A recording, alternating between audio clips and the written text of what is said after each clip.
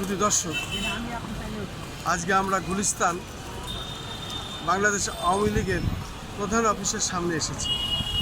আজকে নিষিদ্ধ ঘোষিত এই বাংলাদেশ আওয়ামী লীগের প্রতিষ্ঠাবার্ষিকী।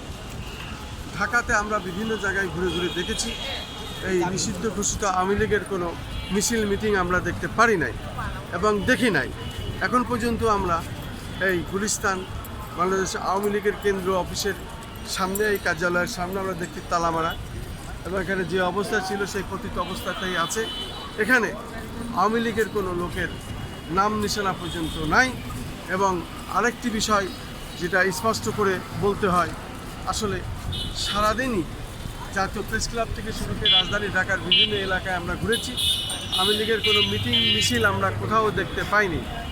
তাই আমরা শেষ পর্যন্ত আমরা এখানে বাংলাদেশ আওয়ামী লীগ অফিসের সামনে আমরা এসেছি এবং নিষিদ্ধ ঘোষিত এই আওয়ামী লীগ আমার মনে হয় সারা বাংলাদেশে খুঁজলে খুব একটা বেশি এখন আর পাওয়া যাবে না, যেহেতু তারা শেখ হাসিনার সাথেই আওয়ামী দোসররা এদেশে হত্যা, খুন খারাপি, লুটপাট করে তারা পালিয়েছে।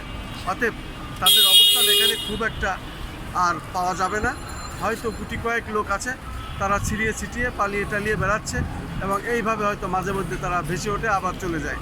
আমরা দেখতে পাচ্ছি নিষিদ্ধ ঘোষিত আওয়ামী লীগের অফিস, সেই নিষিদ্ধ ঘোষিত আওয়ামী লীগের অফিস তালা ঝুলছে এবং সেখানে কোনো অবস্থান নাই এবং এই এলাকা একেবারে পরিষ্কার পরিচ্ছন্ন। আমরা সেটাই ধারণ করলাম আর কি। আমি খন্দকার মাসুদুজ্জামান, আমার চ্যানেলগুলির পক্ষ থেকে আমি এটা প্রচার করছি আর কি। আমি সেটাই প্রচার করলাম, নিষিদ্ধ ঘোষিত আওয়ামী লীগের অফিস তালাবদ্ধ এবং এখানে কোনো লোক নাই। সারা বাংলাদেশেও ওদের খুঁজলেও আর পাওয়া যাবে না। গুটি কয়েক লোক হয়তো ওরা ভেসে ভেসে মাঝে মাঝে উঠছে, তবে এটা সব সময় নয়, ওই পালিয়ে পালিয়ে আর কি। আজ এখানেই এই পর্যন্ত।